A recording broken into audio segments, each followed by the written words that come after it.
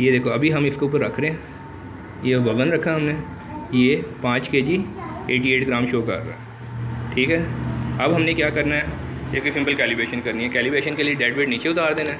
इसका पासवर्ड है 3658 tier 1 tier. ये हम करेंगे, कार 2 शो हो जाएगा।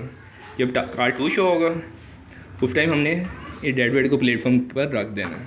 ठीक है, इस टाइम प्लेटफॉर्म को डेड वेट के ऊपर डेड वेट को प्लेटफॉर्म के ऊपर रखा। ठीक है, उसके बाद तुमने टियर का बटन दबाना है। यहाँ पे जितना डेड वेट हमने प्लेटफॉर्म के ऊपर रखना है ना, वो यहाँ पर इसकी वैल्यू लिखनी है।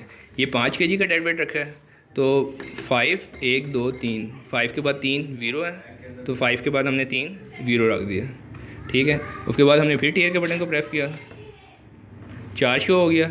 यहाँ पर हमने टोटल कैपेसिटी लिखनी है, क्योंकि टोटल कैपेसिटी जो है 35 kg है।